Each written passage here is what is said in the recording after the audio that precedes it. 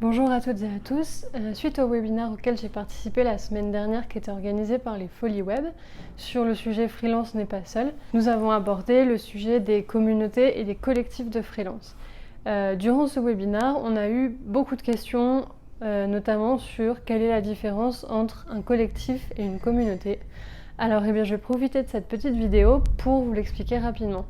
Alors une communauté, finalement, c'est un groupe de personnes qui partagent on va dire une idée, qui se regroupe autour d'une idée. Ça peut être une communauté par exemple religieuse, ça peut être une communauté par exemple francophone, donc autour de la langue française. Voilà, c'est une communauté, c'est un groupe de personnes au sens large qui va partager des sujets communs, mais qui ne va pas forcément être regroupé physiquement, ni faire des choses physiquement. Alors qu'un collectif, dans la notion de collectif, c'est plus des personnes qui sont regroupées autour d'un projet.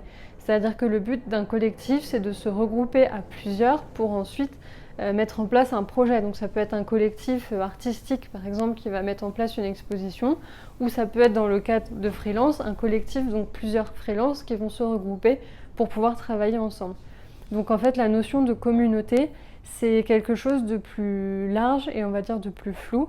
Notamment les communautés, on va les retrouver par exemple sur Facebook, où on va avoir des freelances qui vont se regrouper autour d'un sujet. Par exemple, ça peut être le nomadisme, ça peut être parce qu'ils habitent dans une ville, ça peut être autour de leur corps de métier, et ils vont se regrouper dans cette communauté Facebook, donc dans ce groupe Facebook, pour s'échanger des conseils, se poser des questions, s'entraider de manière virtuelle. Éventuellement, ils peuvent se regrouper de temps en temps physiquement, mais ça reste plus un échange d'idées, de bons procédés, etc.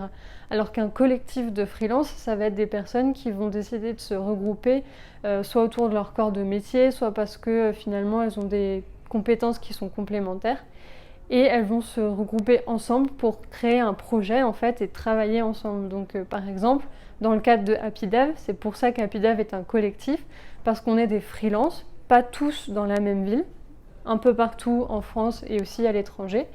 Et en fait, on se regroupe ensemble pour pouvoir travailler ensemble sur des projets et permettre de faire des projets qui sont parfois pas ouverts à des freelances qui sont tout seuls parce qu'ils demandent plusieurs corps de métier. Et la force en fait d'un collectif, c'est de pouvoir se regrouper, par exemple un développeur, un graphiste, un photographe, pour pouvoir travailler ensemble sur un projet qui va être peut-être plus grand et plus intéressant. Voilà, merci à tous pour votre écoute.